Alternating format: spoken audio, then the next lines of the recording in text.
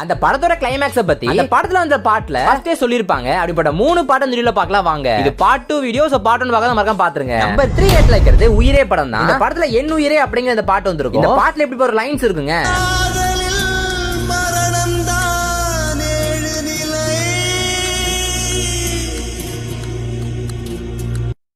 Number 2 ரேட்ல இருக்குது கேபே ரணசிங்கம் அப்படிங்கிற படம். இதுல அழகிய சிரிக்கி அப்படிங்கிற பாட்டுல இப்படி ஒரு லைன்ஸ் கொடுத்திருப்பாங்க.